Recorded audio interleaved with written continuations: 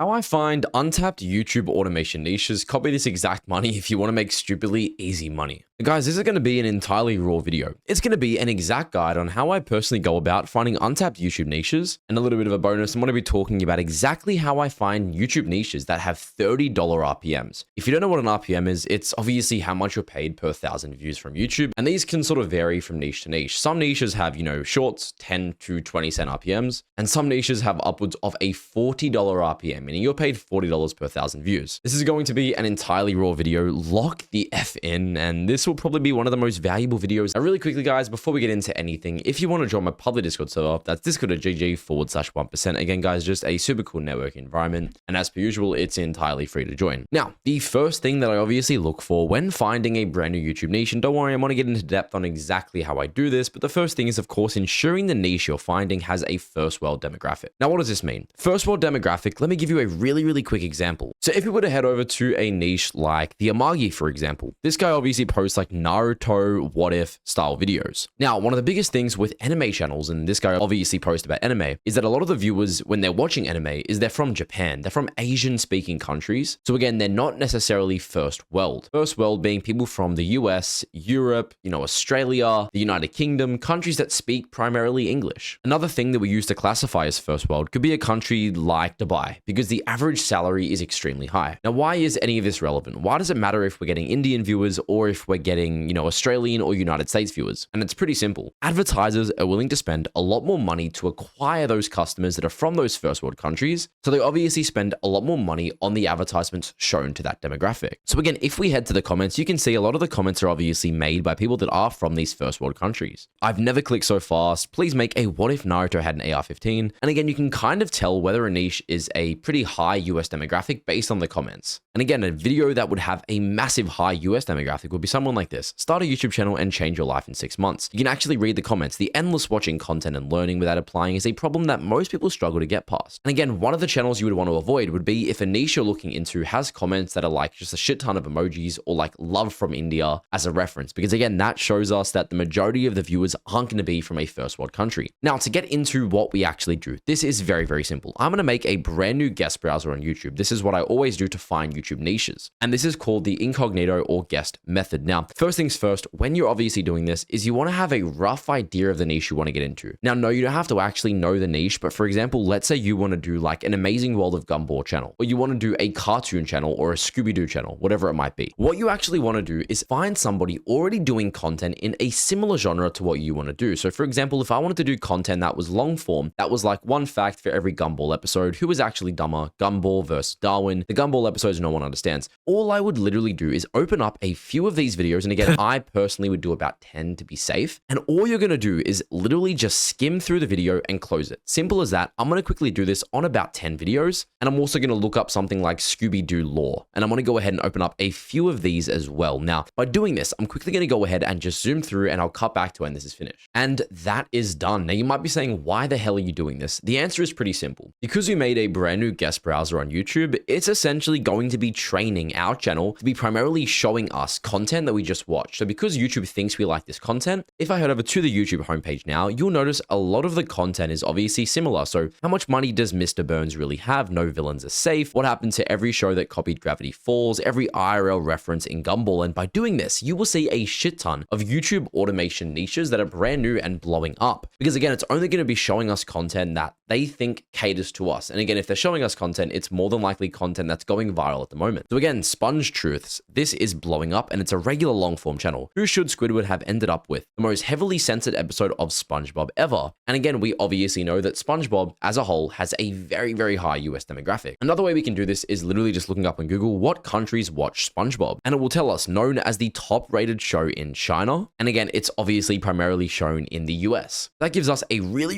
good way of actually finding long form channels that are in the niche that we kind of want to do. Now, let's say for example, you wanted to go with Sponge Truths. The next thing that I obviously go ahead and do is make sure that they're entirely automatable with AI. Now again, this depends. You guys might not want to use AI to make the content. I have no idea why you wouldn't. It's honestly the easiest way to scale at the moment, and there's no reason to not be utilizing it. But again, what I personally use is my own software that I've actually created, produce.so, to actually generate these videos. Really quick, guys, again, I don't want to make this sort of an advertisement. I want to just show you personally how I go about doing things. Whether you want to copy me or not is completely up to you. For one produce, I'll head over to to Video Studio, click on Generate Video, and I'll obviously, if I want to do a SpongeBob niche, click on the Image Niche section and go over to Script Studio. Now I'll click on Train Your Own Script, and then I'll literally just grab a video of a channel that I want to copy. For example, this Squidward one. Paste that into Produce, and what it's going to do is essentially extract the entire transcript from that video and train on my Produce account to be able to replicate scripts in that exact same style using AI. And again, this is the most important part for me. I want to make sure that any niche that I'm obviously starting with my team is 100%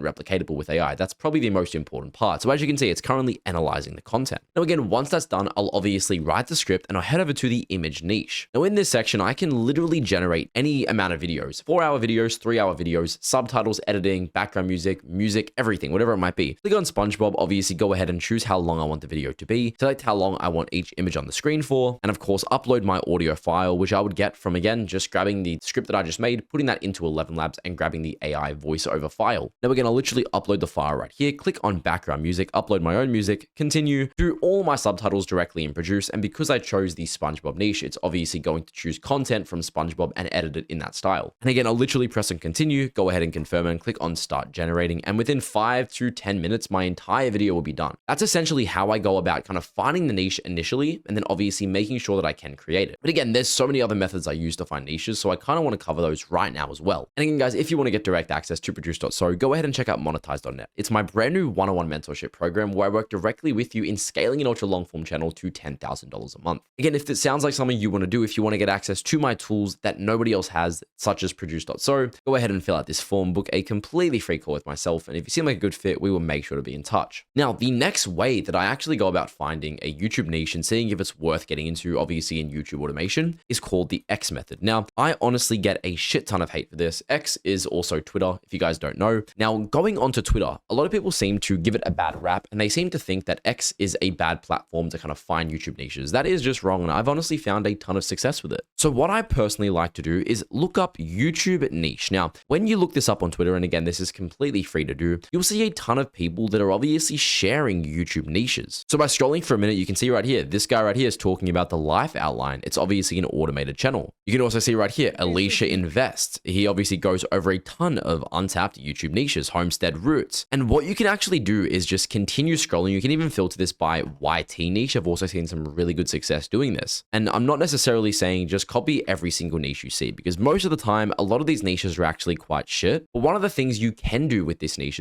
or with this niche as a whole is, for example, Nick Rambles, a rant about modern society. He essentially posts GTA content and then talks about life advice over the top of it. Now, this is something that you can grab a niche that's already working, but migrate it into a separate niche. So for example, we could do life advice. Funnily enough, I know a channel that does life advice, Slit Minecraft, and they're obviously doing like 3-hour long Minecraft videos. This channel is making like 20 grand a month, and they're posting videos like, am I even loved? If you love me, I'd feel it. Will I find love? And then they're all ultra long form romance style. But again, we know this already works. So one of the ways we can create our own niche is by simply grabbing this style of content that we already know works and change the game. Put it on GTA, put it on Five Nights at Freddy's, put it on a different game genre, maybe even like Subway Surfers, or even like Skyrim or Valheim, and just merge specific niches, grab what's already working, grab another niche that's already working, and merge the two together to create your own niche. And this is obviously how channels like this even become a thing in the first place. So what I really like to do when I'm on Twitter is find niches that are already performing well and just honestly brainstorm and see if there's any way that I'm able to niche bend. This guy's obviously talking about it right here. This guy made his own method called the niche bending method, where you find a concept that already works and then you simply merge it into another concept that we already know works. But again, you can see a shit ton of niches here, like Prime explained. Every internet cable explained in 4 minutes. And another thing you can do, guys, is when you're finding this niche and you're using the X method, you can actually combine this with the initial incognito method. So if you find a specific niche that you really like that Nick Rambles one, watch a shit ton of their videos, refresh your Chrome browser once again, and train your feed to be giving you more just like that. And it's honestly such a good method to actually go about doing this. And again, this is something that no other guru is going to tell you. I'm sharing the source of what I personally have used numerous times to scale multiple channels to 6 figures a month. Now, again, the most important thing at the end of the day is making sure the RPM is actually monetized, because ultimately, what's the point of scaling an ultra long form channel and starting a brand new niche if obviously we're not going to have those super high RPMs? Now, there's multiple things that obviously impact an RPM. As I spoke about, demographic, this is arguably the most important thing. Next thing is, of course, ad slots. So firstly, just to touch back on demographics, you want to make sure you're targeting a first world demographics. So US, Australia, UK, Canada, London, countries like that obviously have a much higher salary than the rest of the world. Now, the next thing is, of course, ad slots. This is something that I've honestly seen so many people getting wrong. Let me go ahead and show you exactly how this works. And I'm not even joking, guys. This could be the difference from you having a $10 RPM versus you having a $35 RPM. So all you want to do is you want to look up on Google YouTube Ad Placer tool. And what this is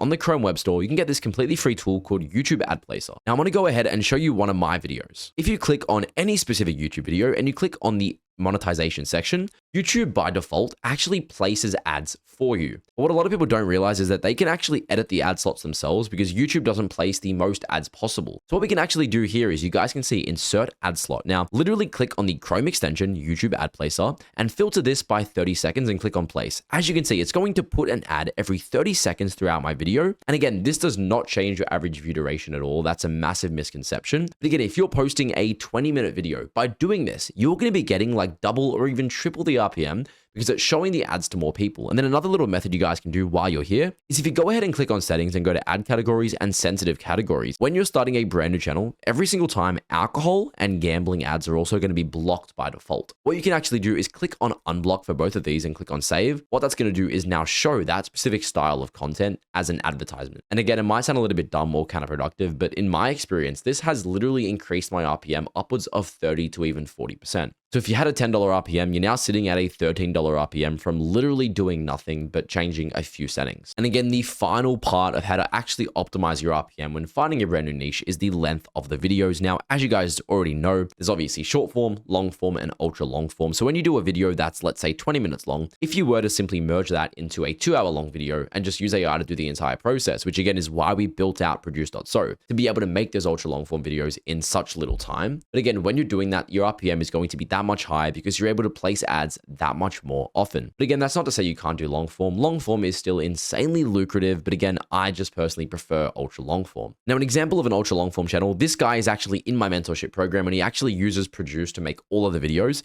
He does like Harry Potter what if videos that are an hour and a half long, and his RPM is actually upwards of $25 per 1,000 views. But again, guys, I hope you learned something new from this video. If you want to go ahead and work directly with me in scaling an ultra long form channel and get complete access to Produce, my AI scriptwriter, my AI video generator, go to monetize.net, book a completely free call, fill out this information, watch this video. It's an insanely good value bomb. And again, it's completely free. Thank you guys so much for watching. Go ahead and join my Discord server, discord.gg/1%. Thank you guys so much for watching. Have a great day.